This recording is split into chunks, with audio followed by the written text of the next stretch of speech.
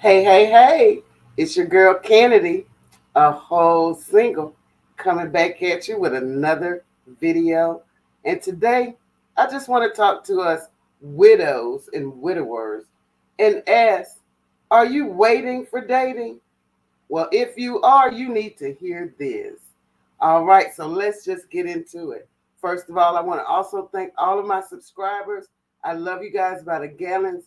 Every time I see that number click, it just gives me a whole new feeling that there's one more person out there that connects with me, that we're thinking alike and we're vibing alike, and we're trying to be the most whole selves that we can be out here in this world. Because remember, we are in this world, but we are not of this world. We are just sojourners passing through.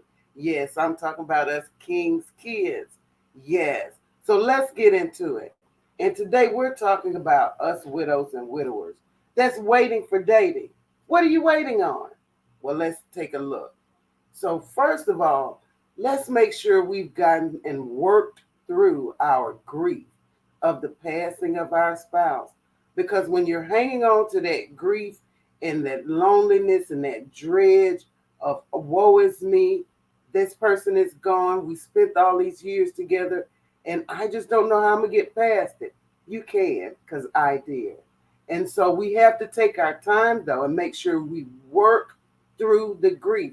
Do the steps, go through, because sometimes you're angry, sometimes you're mad, sometimes you're sad, sometimes you're upset that why did you leave me? We have to work through the grief, or those feelings will keep transferring onto other people.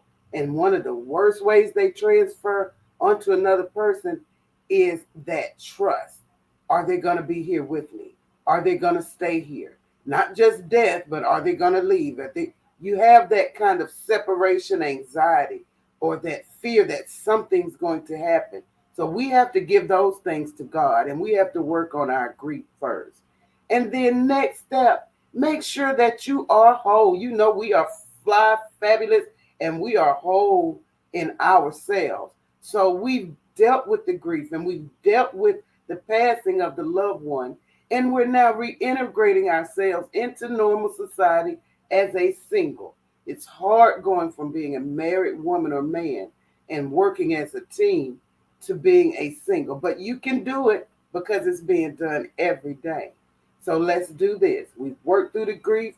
Now we've talked to some people. Maybe you've talked to a counselor, talked to your pastors, or you've worked it out and you're becoming more your whole self by yourself. You're whole single. And so now you're like, what do I need to do? How do I date? I've not dated in years. We had dates as spouses. But guess what? I knew that was a sure thing.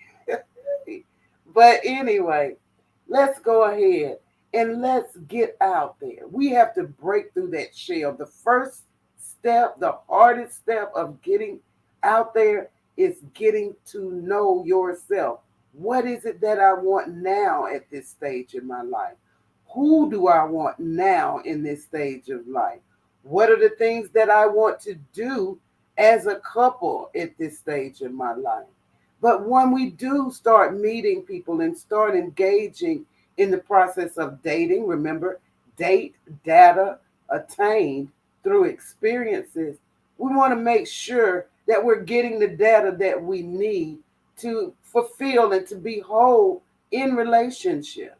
So when we get out there and we start meeting people and you decide you're going to date and you find this one person and they find you, as if it's us ladies, and you're vibing and your minds clicking together, your spirits are fresh with each other, and you've established those boundaries. You've talked about your situation. Yes, I'm a widow and my husband died 10 years ago, and I've worked through the grief and the pain. It still hurts every now and then because that was my friend. If anything else, that was my friend. But now, what am I looking for now? I'm looking for another friend. If you are my friend, we can work through things better than if we just go straight into boom, we're in a relationship. I don't know you and you don't know me. So what we need to do, widows and widowers, once we get back out there and we're fine, we got that special someone that caught our eye. Remember, pride of the eye come first. And you're like, yeah, I think I really want to get to know this person. So when you start interacting with this person, you need to be honest and upfront. Yes, I'm a widow. Yes, this is how long it's been since my partner passed, my husband passed, my wife passed. And I've worked through the grief, and now this is what I'm looking for. Now, you don't want to be in comparison. I want someone to be just like this person, because that's not going to happen.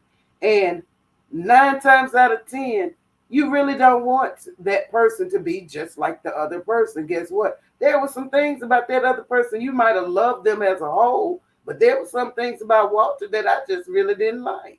So I don't want them to be just like him. I want them to be their authentic selves. Let me fall in love with the true you. Okay? But that's what I want to express to this person. I want to let them know, hey, be yourself, because I'm not looking for another him. I'm looking for a new you. Who are you going to be to me in my life? I don't want to compare this person to the person that passed.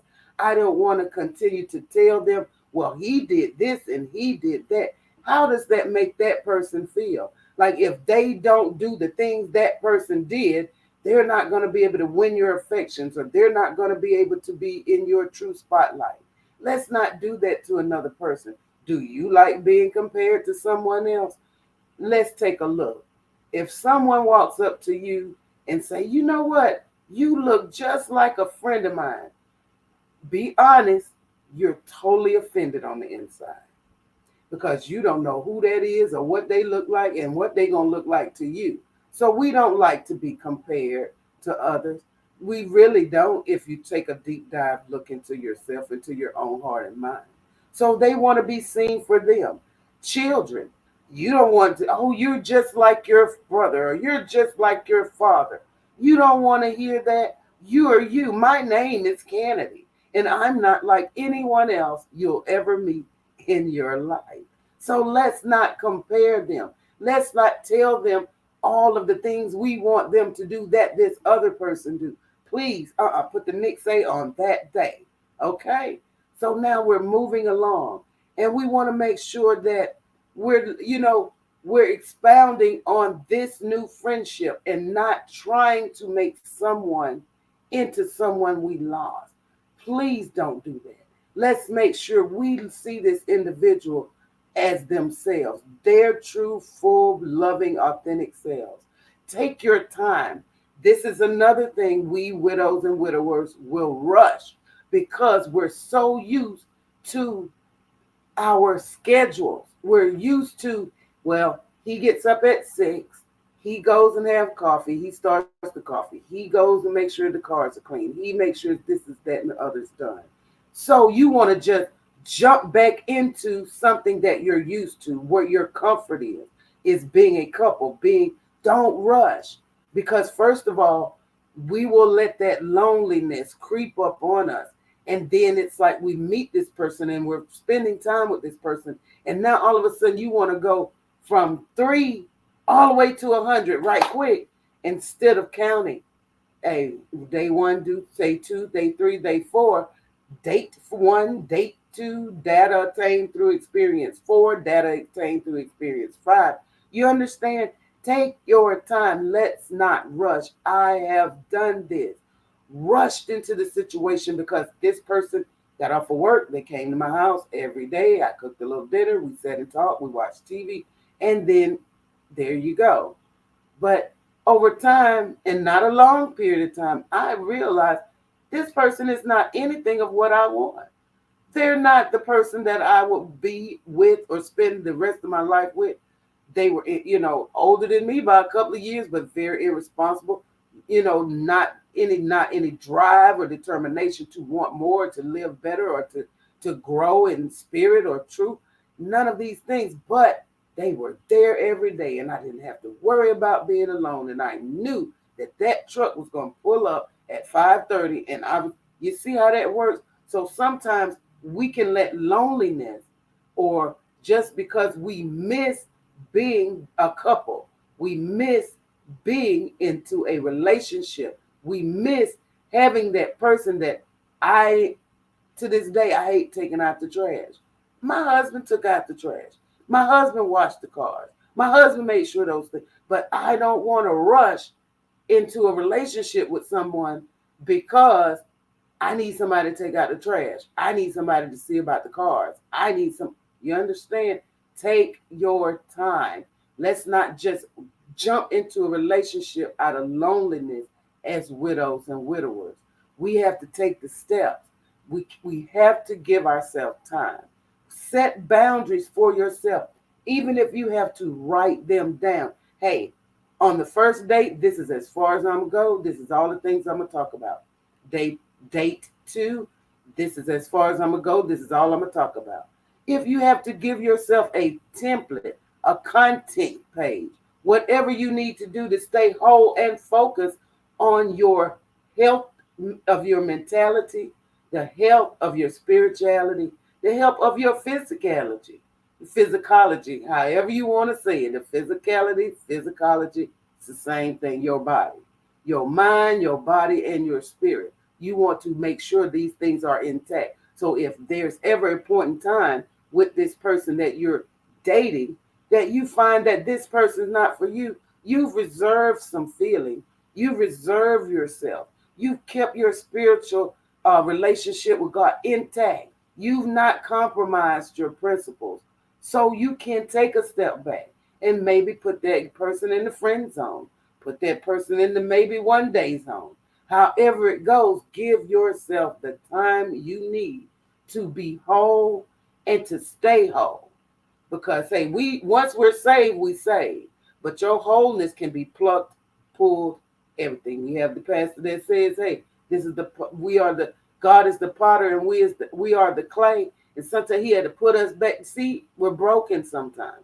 So you want to make sure that you're not broken, that you're a whole beautiful vase standing there ready to put your flowers on display.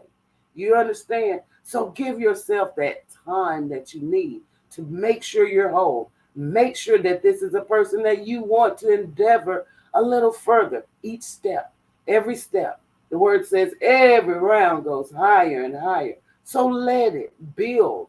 Let it build. Don't just jump over the fence to get to the promised land. Sometimes He wants you to pick through every, if it's a wooden fence, sometimes you have to pluck up each stake, one stake at a time, until you get that opening and then you see your way through. Okay, so those are some things, widows and widowers, I really want us to take a look at. Not to compare, not to rush, and take your time. Be prayed up.